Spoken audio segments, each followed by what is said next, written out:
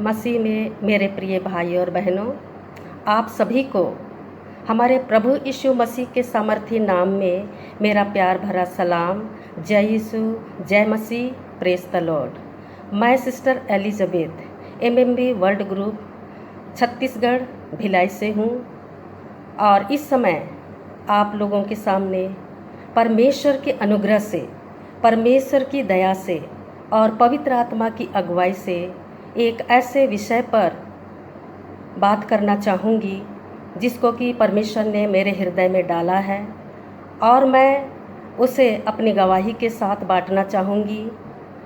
पिछला जो पहला वीडियो था उसमें मैंने जो वीडियो डाला था अपनी गवाही का और वचन, जिसके द्वारा आपने ज़रूर आशीष को पाई होगी, मेरा ऐसा विश्वास है।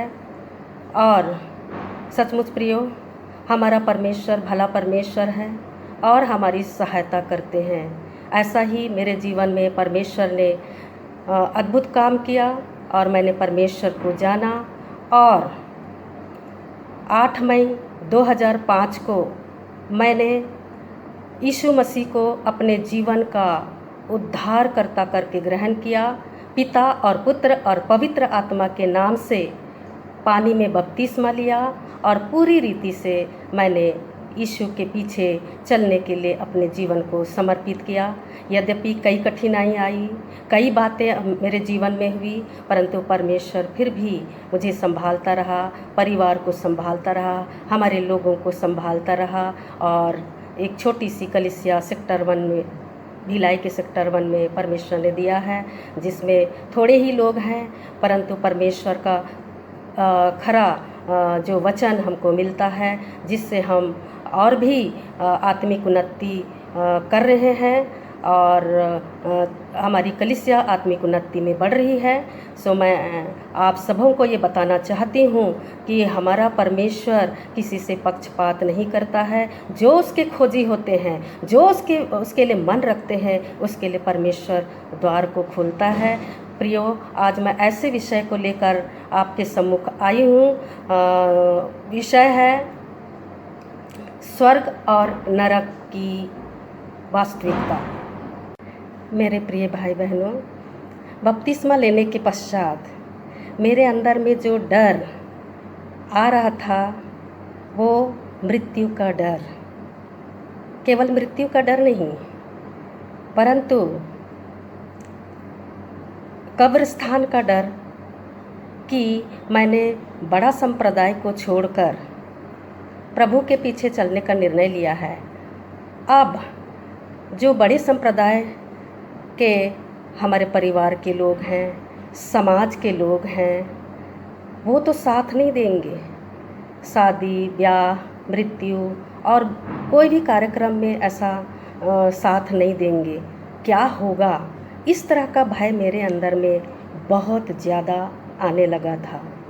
मैं इस बात को इसलिए शेयर कर रही हूँ क्योंकि आज जो नए विश्वासी आते हैं या प्रभु पर विश्वास करना चाहते हैं, उनके साथ भी ये होता है। आने के बाद या आने के पहले ये बात आती है कि यदि मैं परमेश्वर को अर्थात प्रभु यीशु मसीह को अपने जीवन का उद्धारकर्ता ग्रहण कर लूँगी तो मेरे समाज के लोग क्या कहेंगे, मेरे घर के लोग क्या कहेंगे, समाज के लोग सामाजिक बहिष्कार कर देंगे, हुक्का पानी बंद हो जाएगा और इस तरह का जो भय और हमारा साथ कौन देगा, इस तरह का भय जो नए लोग आते हैं, चाहे वो हिंदू बैकग्राउंड से हो, चाहे मुस्लिम हो, चाहे सिख हो, चाहे बौद्ध हो, चाहे ईसाई हो, जब वो प्रभु यीशु मसीह की तरफ आने का मन रखते हैं, उनको ये डर सताता है या ये डर अवश्य रूप से आता है। ये मेरा अनुभव है प्रियो।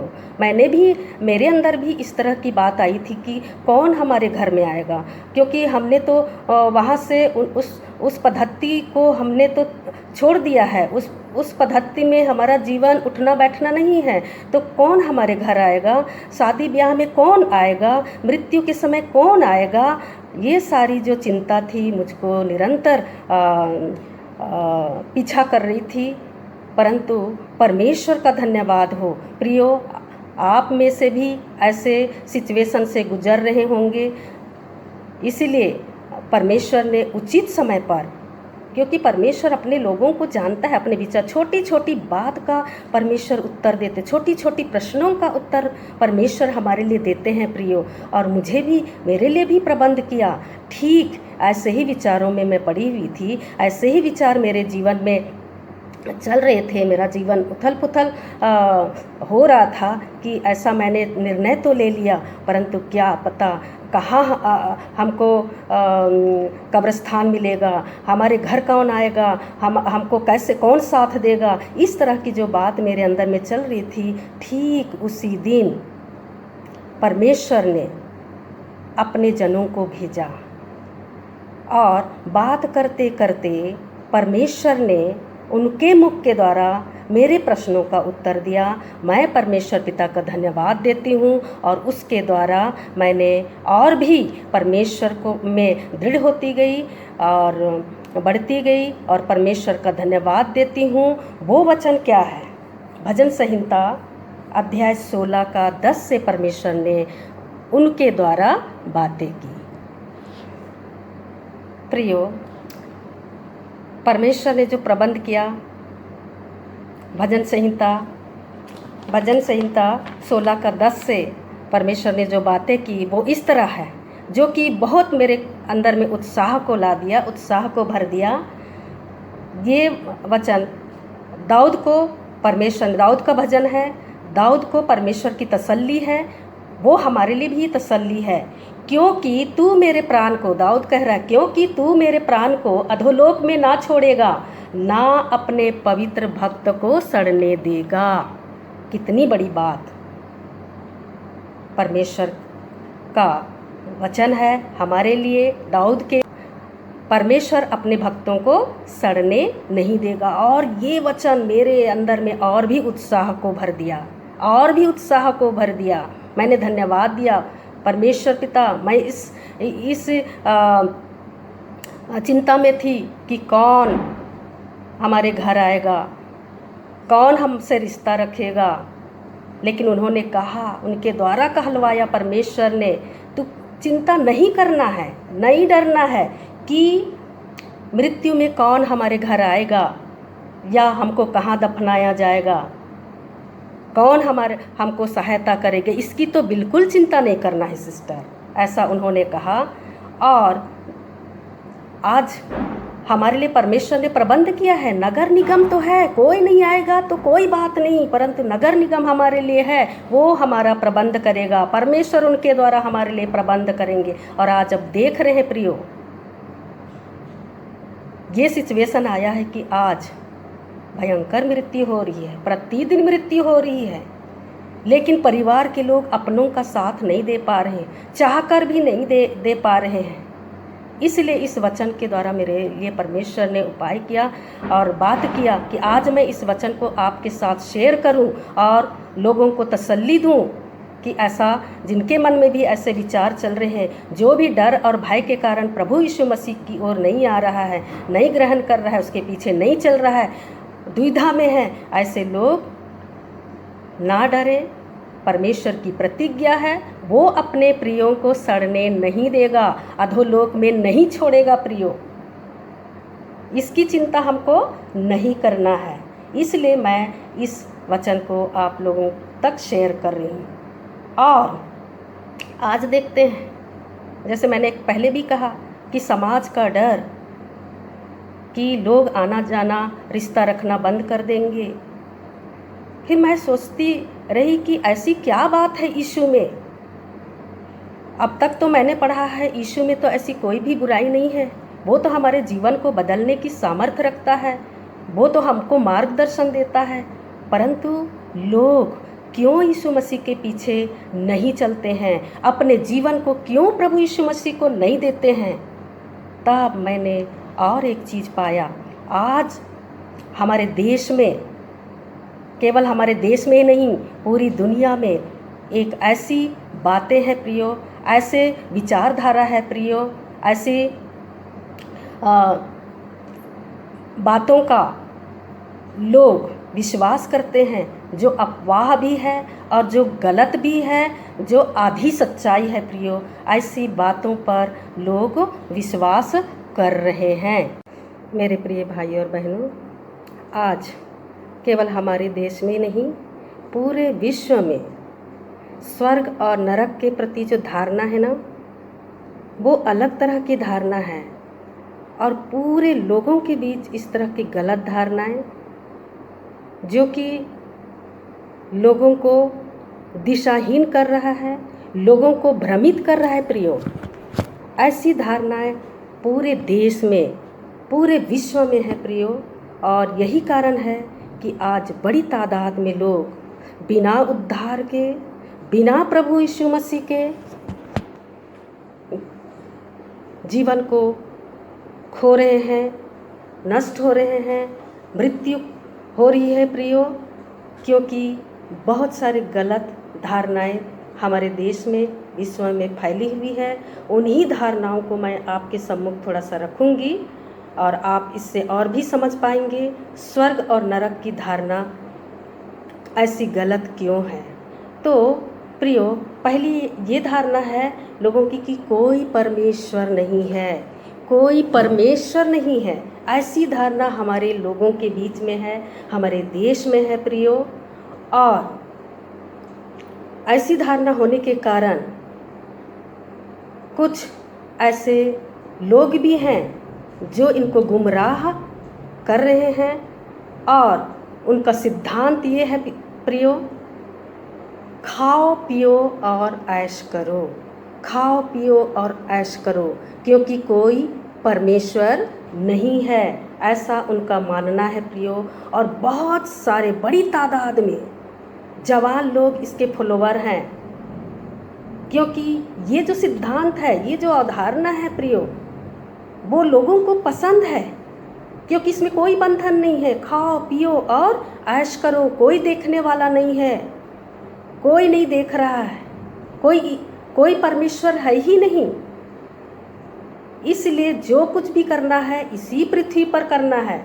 ऐसी धारणाओं के कारण बहुत सारे जवान, बहुत सारे लोग इस तरह का जीवन, आज़ादी का जीवन, स्वतंत्रता का जीवन व्यतीत कर रहे हैं और नाश हो रहे हैं प्रियो।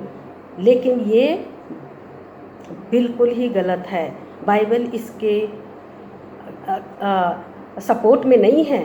बाइबल का वचन कहता है इसके लिए प्रियो, भजन संहिता यदि 14 का 1 में पढ़ेंगे, ये दाऊद का भजन है और उसमें कहा जो ये कहते हैं कि कोई परमेश्वर नहीं है, तो उनके लिए क्या लिखा है भजन संहिता 14 का 1 में, मूर्ख ने अपने मन में कहा है कोई परमेश्वर है ही नहीं। ये मूर्ख लोग हैं, मूर्ख ने अपने मन में कहा है कोई परमेश्वर है ही नहीं बोलते हैं। तो कितनी दुख की बात है, कोई परमेश्वर नहीं है। इसलिए खाओ पियो और ऐश करो, ये जो धारणा है लोगों को गुमराह कर रहा है प्रियो। लोग नाश हो रहे हैं प्रियो। ऐश आराम और जो भी मूर्खता और मनमाना करके जीवन को जो परमेश्वर ने दिया है नहीं जानने के कारण, इस तरह का भ्रमित बात होने के कारण से लोग नाश हो रहे हैं। दूसरी जो बड़ी धारणा है प्रियो, इसी दुनिया में स्वर्ग है, इसी दुनिया में नरक है। ऐसा भी लोग, ये आधा सच है। इसी दुनिया में स्वर्ग है और इसी दुनिया में नरक है। स्वर्ग किसके लिए? जिसके पास पैसा है, धन है, ऐशो आराम की चीज़ है, और कोई कहीं और कोई स्वर्ग नहीं है। नरक और स्वर्ग इसी दुनिया में है, ऐसी भी धारणा है जो कि आधा सच है। और इस कारण से, और जो दुखी हैं उसके लिए यही नरक का जीवन है। तीसरी बात प्रियो, पुनर्जन्म की धारणा। ये सब आप सबको मालूम है, पुनर्जन्म कि व्यक्ति का कई बार जन्म होता है, लेकिन बाइबिल इसका सपोर्ट नहीं करती है। बाइबिल बोलती है पुनरुत्थान की, पुनर्जन्म को सपोर्ट नहीं करती है। परंतु हमारे देश में ये धारणा है कि व्यक्ति 84 लाख योनि के बाद मनुष्य के रूप में पैदा होता है और कई रूपों में पैदा होता है। इस तरह की जो धारणा है, इस कारण से भी लोग स्वर्ग और नरक की वास्तविकता से कोसों दूर हैं प्रियो। वो नहीं समझते हैं इन बात को। और एक धारणा है प्रियो, कोई आत्मा नहीं होती है, कोई आत्मा नहीं होती है। व्यक्ति स्वयं अपने आप में दीपक है, ऐसा कैसा हो सकता है? आत्मा नहीं है, व्यक्ति अपने आप में दीपक है। यदि आज सोचे कि व्यक्ति स्वयं अच्छा होता, स्वयं में दीपक रखता, उजाला रखता, अच्छे गुणों को रखता, तो आज ये दुनिया बिगड़ती नहीं, खराब नहीं होती, इतनी परेशानी नहीं होती, चोरी डकैती लूट पाट हत्या व्यभिचार ये सारे चीज़ नहीं होते। तो इस सच्चाई से भी लोग अनभिज्ञ हैं और बाइबिल इसको सपोर्ट नहीं करती है।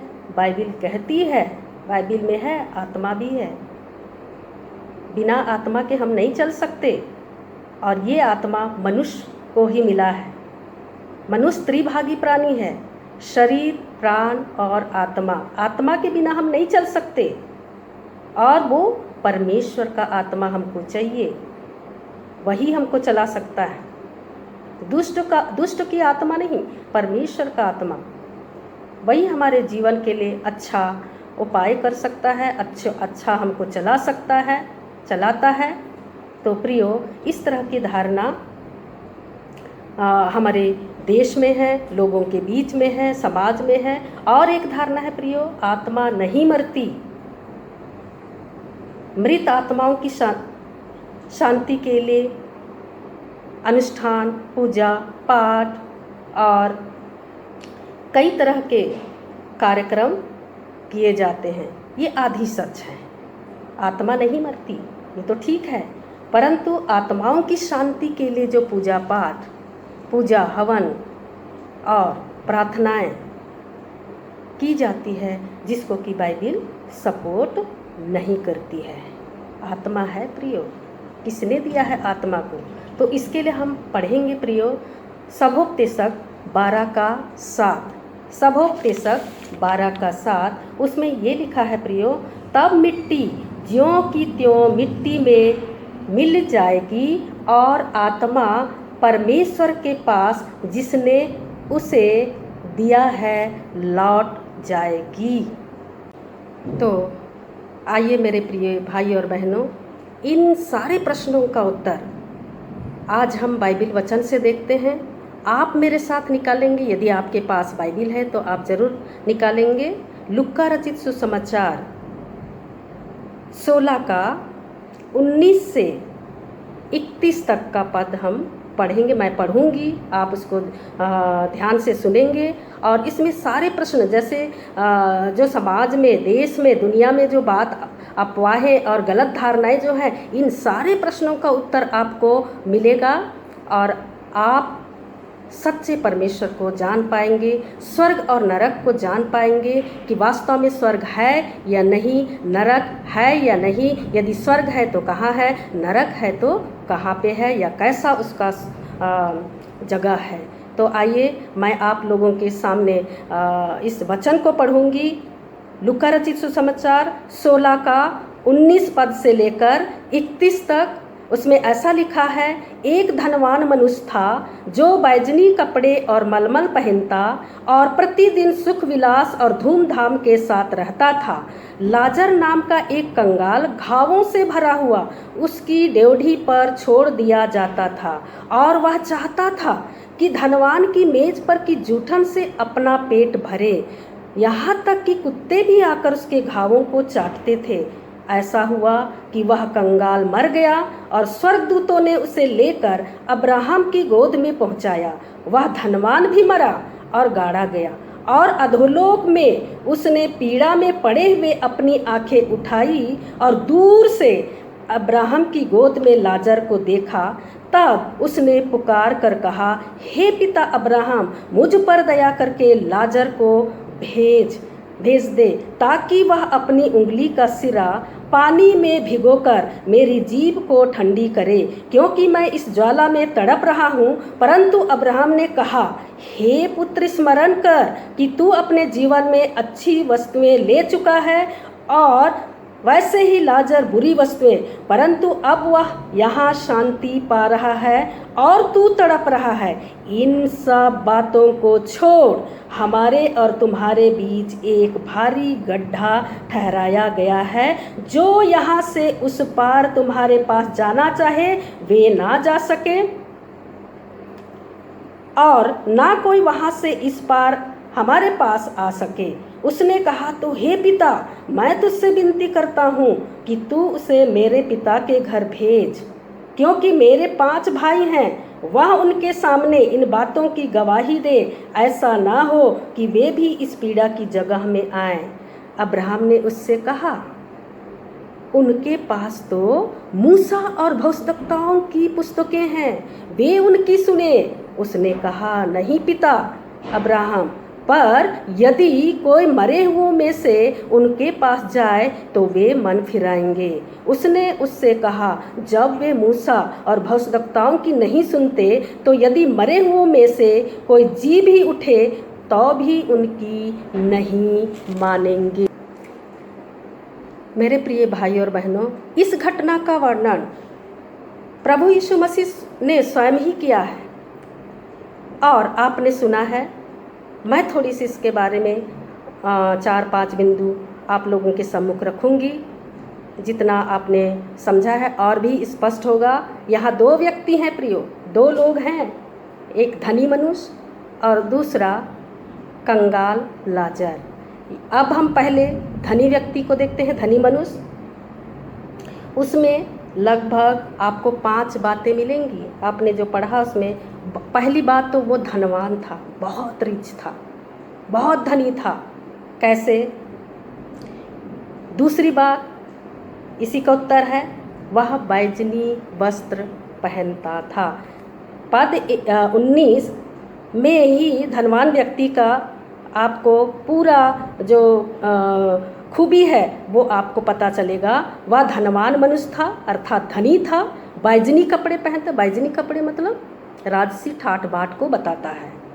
और मलमल पहनता। मलमल बहुत ही कॉस्टली, बहुत ही कीमती वस्त्र वो पहनता था। और चौथी बात, प्रतिदिन, रोज, एक दिन की बात नहीं, हफ्ते में एक दिन की बात नहीं, महीने में की बात नहीं, प्रतिदिन वो क्या रहता था? सुख विलास के साथ और धूमधाम के साथ रहता था। प्रतिदिन सुख विलास के साथ और धूमधाम के साथ रहता था। कितना उनके जीवन में जॉय था प्रियो, कितना आनंद था, कितनी खुशी थी, क्योंकि वो धनी था।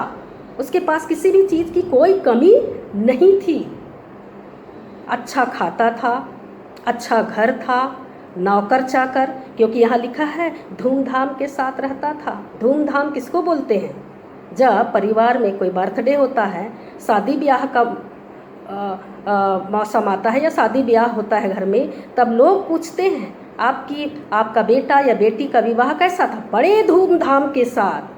तो हर प्रकार के खाने पीने और हर प्रकार की सुविधा, हर प्रकार की चीज़ें जो लोगों को अच्छा लगता है या लोग पसंद करते हैं, सारी फैसिलिटीज़ दी जाती है, तभी उसको बोलते हैं धूमधाम। पर ये जो धनी व्यक्ति था, इसके जीवन में तो एक दिन की बात नहीं, प्रतिदिन सुख विलास के साथ रहता। अच्छा खाता था, अच्छा पहनता था, सोने के लिए आराम गद्दे रहे होंगे, पैसे कौड़ी, धन दौलत, नौकर चाकर की कोई कमी नहीं प्रियो, और धूमधाम के साथ रहता था।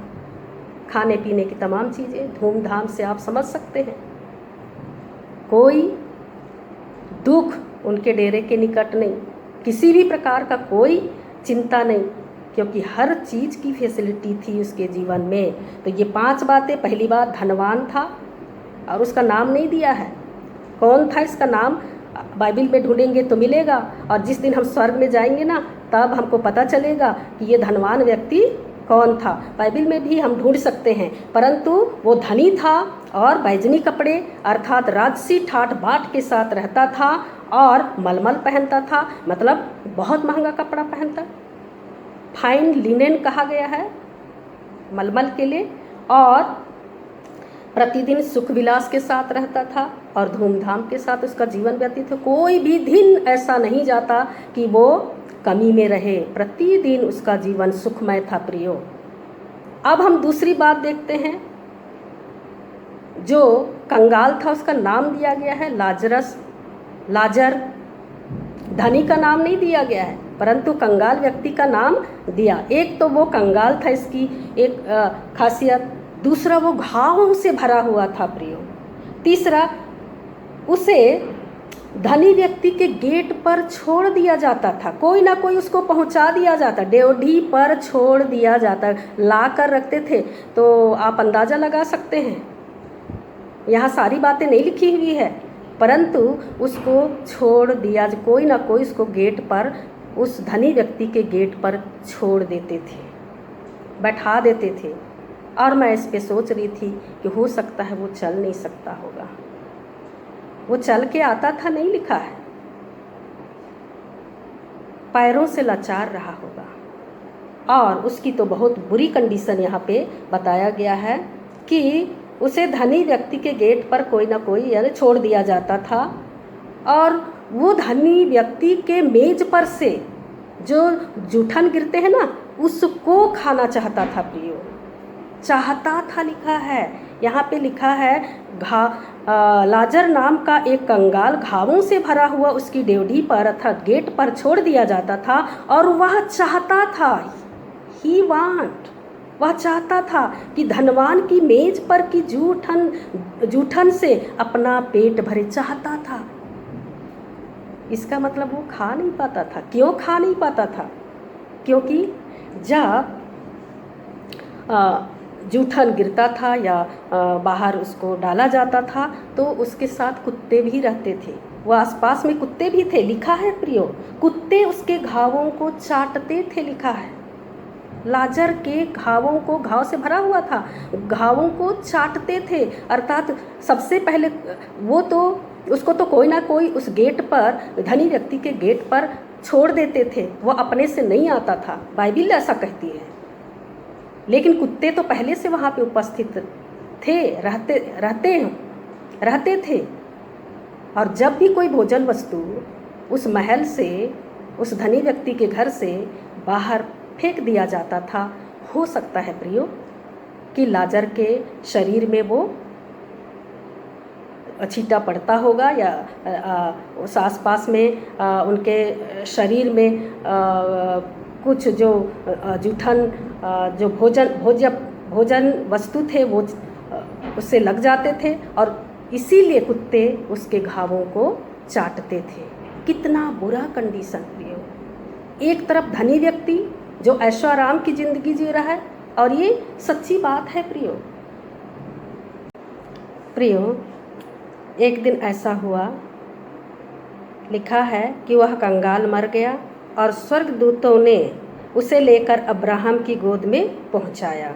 एक स्वर्गदूत नहीं, स्वर्गदूतों ने उसको अब्राहम की गोद में लेकर पहुंचाया। वह धनवान भी मरा और गाड़ा गया। यहाँ बहुत ध्यान देने वाली बात है कि जब लाजर मरा तो स्वर्गदूतों ने ले जाकर उसको गाड़ा गया नहीं, दफनाया, ऐसा नहीं लिखा हुआ है। स्वर्गदूतों ने उसको ले जाकर इब्राहिम की गोद में रखा, परंतु जब वह धनवान व्यक्ति भी मरा और वो गाड़ा गया, दफनाया गया प्रियो। उसके बाद आप यहाँ पे देखेंगे दृश्य, यहाँ देखेंगे उस धनी व्यक्ति का एक्टिविटीज़, लिखा है प्रियो। और अधोलोक में वो नरक चला गया प्रियो। अधोलोक में उसने पीड़ा में पड़े हुए अपनी आंखें उठाई। अधोलोक में पहली बार प्रियो वो अपनी आँखों को कहाँ उठाकर देख रहा है? स्वर्ग की तरफ से दृष्टि की, स्वर्ग की तरफ दृष्टि की उन्होंने। कहाँ है स्वर्ग? लोग बोलते हैं स्वर्ग भी नहीं है, नरक भी नहीं है, लेकिन यहाँ बात स्पष्ट हो रही है कि नरक है। उस धनी व्यक्ति को अधोलोक में जाना पड़ा। जब वो नरक चला गया ना, तब वह इब्राहिम को और लाजर को देखा, दृष्टि उठाई लिखा हुआ है, अपनी आंखें उठाई और दूर से अब्राहम की गोद में लाजर को देखा।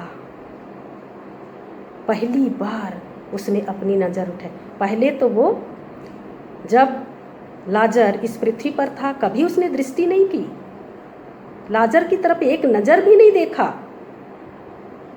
क्योंकि वो धूमधाम से और बड़े ठाठ बाट के साथ अपना जीवन इस पृथ्वी पर का जीवन को व्यतीत कर रहा था। उसके पास समय ही नहीं था, लाजर की तरफ देखने के लिए समय नहीं था। लेकिन जब वो मर गया तब वो इब्राहिम की गोद में लाजर को देखा।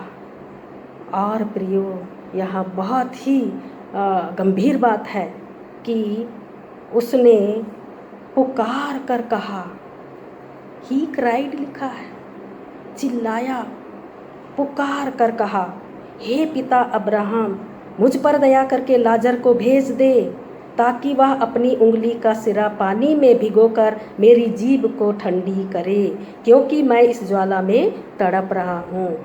लाजर कहाँ चला गया? इब्राहिम की गोद में अर्थात स्वर्ग, और ये धनी व्यक्ति अधोलोक में अर्थात नरक में पीड़ा सह रहा है प्रियो।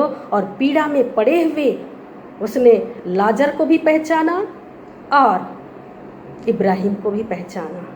इसका मतलब है वो इनको जानता था।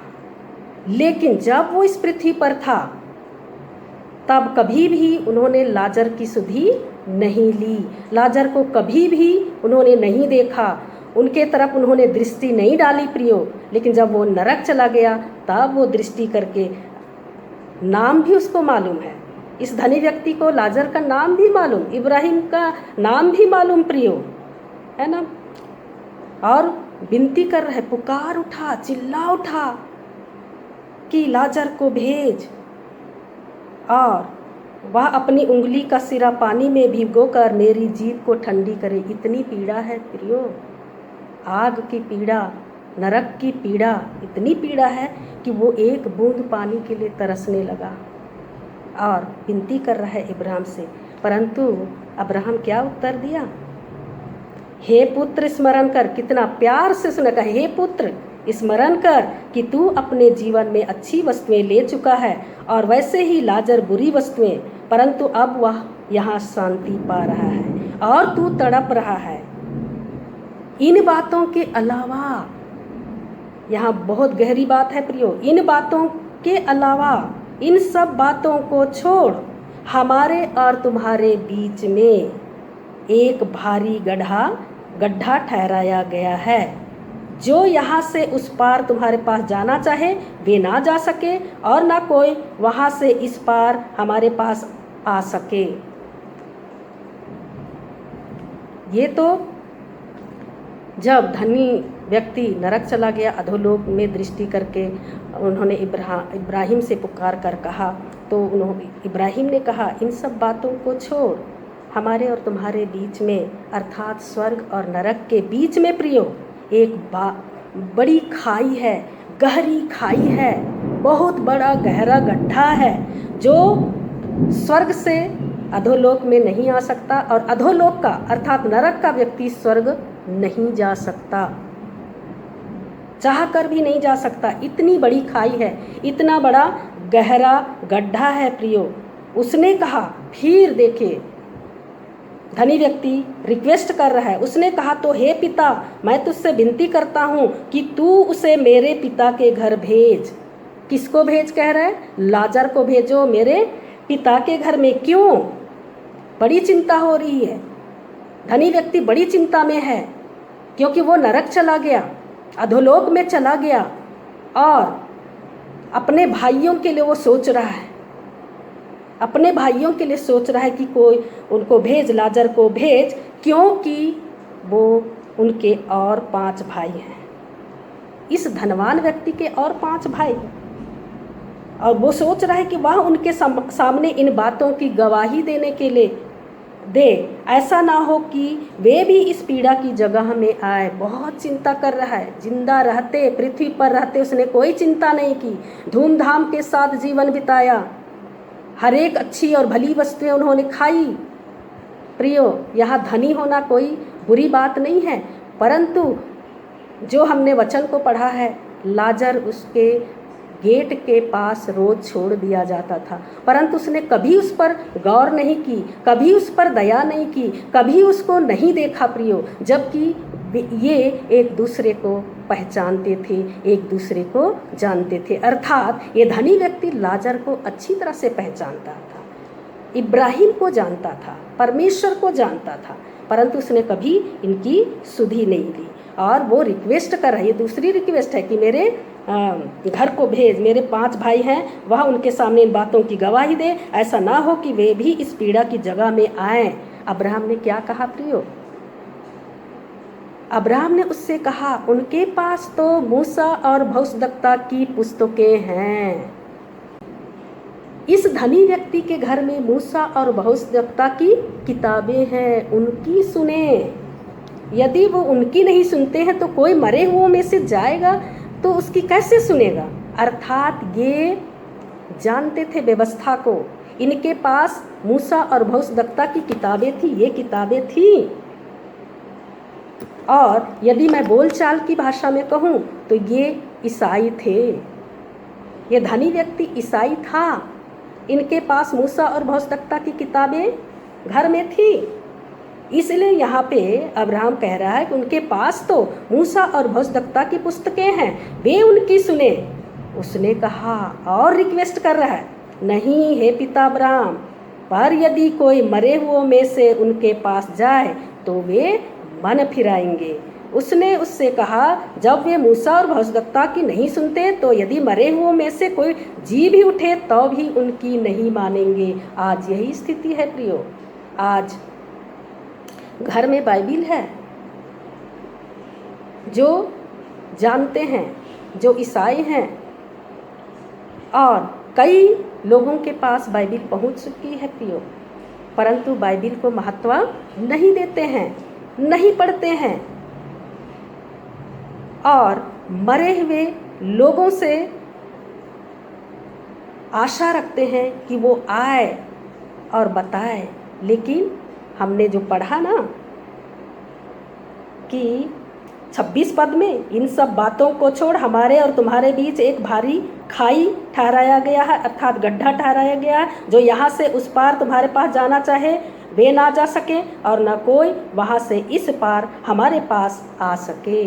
कोई सुनवाई नहीं प्रियो, मृत्यु के बाद कोई सुन, और जो यहाँ से चला गया वो आ नहीं सकता। तो मेरे प्रिय भाइयों और बहनों, ये जो धनी व्यक्ति था, धूमधाम के साथ उसका जीवन व्यतीत हुआ। इस पृथ्वी पर उसने बहुत सारे सुख और समृद्धि पाई, परंतु उसने कंगालों की कभी सुधि नहीं ली। केवल उसने अपने लिए जिया प्रियो, और मृत्यु के बाद जब वो नरक चला गया तब वो परिवार की सुधि लेने लगा। उनको चिंता सताने लगे कि मेरे भाई, जो 5 भाई हैं, वो भी नरक में इसी जगह आने वाले हैं। इसलिए वे अब्राहम से विनती कर रहे हैं, पुकार उठे कि विनती करने लगा कि मरे हुओं में से कोई जाकर इन बातों की गवाही दे तो वो मन फिराएंगे। आज भी हमारे लोगों की यही दशा है प्रियो। आज हमारे पास कीमती बाइबल है, और इस बात को परमेश्वर ने स्वयं, यीशु मसीह ने स्वयं इस बात का जिक्र किया है।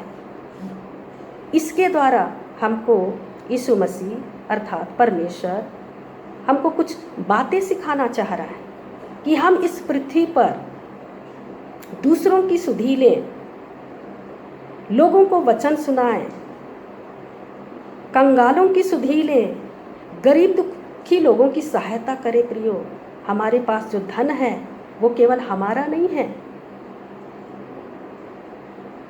धनी होना पाप नहीं है और ना ही गरीब होना पाप है, परंतु हमको वचन में धनी होना है प्रियो। और प्रियो, हमको नरक की आग से बचना है। अपने जीवन में प्रभु यीशु मसीह को ग्रहण करना है प्रियो। डरना है हमको। क्यों डरना है? क्योंकि हमारा प्रभु यीशु मसीह क्रिएटर भी है, ऑपरेटर भी है और डिस्ट्रॉयर भी है। उसी से हमको डरना है, उसी के सामने हमको नम्र होना है। हमको जो जीवन अभी मिला है इस पृथ्वी पर, हमको बड़ी ही सावधानी से इस जीवन को परमेश्वर की इच्छा, परमेश्वर की मर्जी में बिताना है प्रियो। अब आप सवाल करेंगे प्रियो कि स्वर्ग कहाँ है और नरक कहाँ है। ये जो घटना है जिसको प्रभु यीशु मसीह ने स्वयं लूका के माध्यम से लिखवाया है प्रियो, इसको बड़ा गौर से आपको और पढ़ना है और समझना है प्रियो कि मरने के बाद कोई आशा नहीं। इसलिए हमको डर से बचना है ना, तो हमको प्रभु यीशु मसीह के पास आना है। और चूँकि समय कम है प्रियो, इसलिए समय को ध्यान में रखते हुए नरक कहाँ है इसके लिए आप पढ़ सकते हैं मत्ती रचित सुसमाचार 25 का 41 से 43 पद का पढ़ सकते हैं।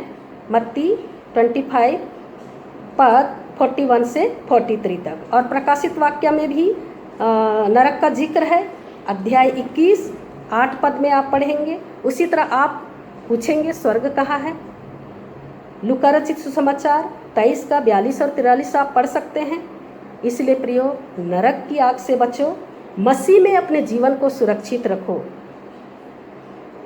और जिसको लाइफ इन क्राइस्ट LIC करा लो, बीमा करा लो प्रियो। इस संसार का बीमा नहीं, परंतु लाइफ इन क्राइस्ट LIC, मसीह में अपने जीवन को सुरक्षित रखो। क्योंकि ये समय हमको मसीह में अपने जीवन को सुरक्षित रखने का है। और कौन सुरक्षित रखेगा? यूहन्ना 3:16, परमेश्वर ने जगत से ऐसा प्रेम रखा कि उसने अपना इकलौता पुत्र दे दिया ताकि जो कोई इस पर विश्वास करे वो नाश नहीं होगा प्रियो, परंतु अनंत जीवन प्राप्त करेगा, अनंत जीवन पाएगा। अनंत जीवन का भागी होने के लिए मसीह में अपने जीवन को सुरक्षित करिए प्रियो। एकमात्र रास्ता, एकमात्र उपाय वही है। आज पूरी दुनिया में लोग डरे हुए हैं, मृत्यु का भय लोगों के सामने है। नरक का भय आना चाहिए प्रियो। स्वर्ग और नरक दोनों है। स्वर्ग यहाँ पे पृथ्वी पर नहीं, बोलते हैं ना बोलचाल की, ऊपर वाला देख रहा है। हु इस ऊपर वाला? ऊपर वाला प्रभु यीशु मसीह अर्थात परमेश्वर। और हमको डरने की ज़रूरत नहीं, क्योंकि हमारा प्रभु यीशु मसीह जीवित प्रभु यीशु मसीह है, जिंदा प्रभु यीशु मसीह है। वो सब कुछ देखता है। इसलिए प्रियो, अपना निर्णय ले कि हमको बचाने वाला, हमको इस जीवन में भी फायदा है यदि हम प्रभु यीशु मसीह को अपना जीवन का उद्धारकर्ता मानते हैं, तो इस पृथ्वी पर भी हमारे लिए फायदा है और स्वर्ग में भी हमको फायदा है प्रियो, यहाँ भी और स्वर्ग में भी। तो अंत में मैं एक पद और पढ़वाना चाहूँगी, फिलिपियों की पत्री।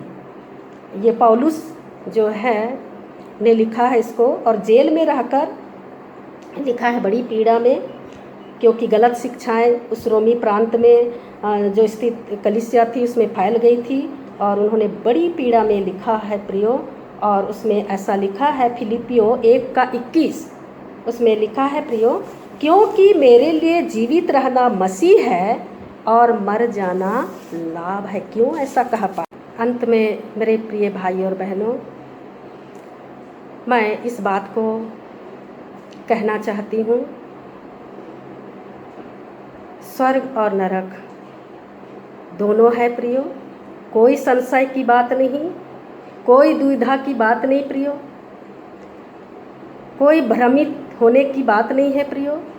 आपने वचन को सुना है और इसको समझने के लिए प्रियो, इस अध्याय को लूका रचित सुसमाचार 16 का 19 पद से 31 पद को और भी घर में मनन करिएगा प्रियो, और आपको निश्चित रूप से और समझेंगे प्रियो कि हमारा परमेश्वर हमारे लिए कितना भला है कि वो एक एक चीज़ को इस बाइबिल में वचन में लिखवा दिया है प्रियो, ताकि हम उस पर विश्वास करके जयवंत जीवन जिए। जैसा पौलुस ने कहा प्रियो कि मेरे लिए जीवित रहना मसीह है और मर जाना लाभ है, ये हम भी कह सके प्रियो।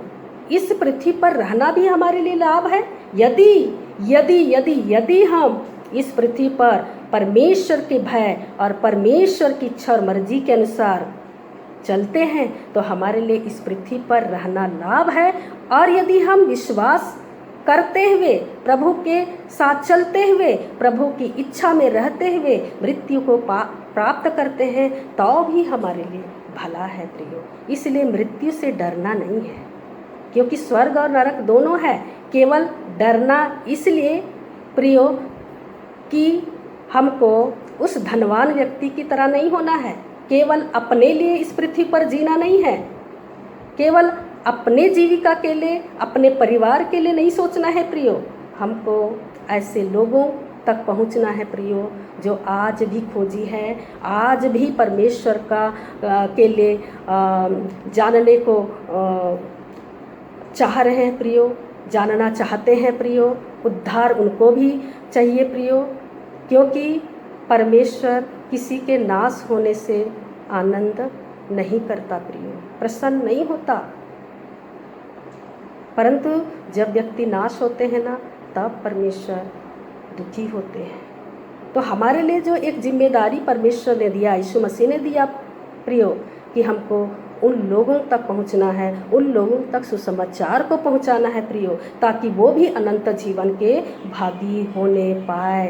हाँ प्रियो, आज पूरी दुनिया में डर है प्रियो, मृत्यु का डर है प्रियो, और परमेश्वर हमसे प्रेम करता है, इसलिए अब तक परमेश्वर ने हमको मौका दिया है प्रियो, मन फिराने के लिए मौका दिया है प्रियो, और अपने प्रियों को के लिए सुसमाचार उन तक पहुंचाने के लिए हमको जो मौका दिया है उसका हम भरपूर उपयोग करें प्रियो, ताकि हमारे लोग जो अब तक उद्धार को नहीं पाए हैं वो उद्धार को प्राप्त करें। मेरा इस संदेश को बनाने का मुख्य उद्देश्य यही है प्रियो, कि हमारे लोग जो आज भी प्रभु यीशु मसीह के पीछे नहीं आए हैं, प्रभु यीशु मसीह को अपना जीवन का उद्धारकर्ता नहीं माने हैं प्रियो, LIC नहीं है प्रियो, लाइफ इन क्राइस्ट। LIC का अर्थ ऐसा नहीं समझना इस पृथ्वी पर धन इकट्ठा करना है, नहीं प्रियो, हमारे लिए स्वर्ग में हमको धन इकट्ठा करना है, उसी को लाइफ इन क्राइस्ट LIC। सभी भाई बहनों को प्रभु यीशु मसीह के सामर्थी नाम में जय यीशु, जय मसीह, प्रेज द लॉर्ड कहती हूँ।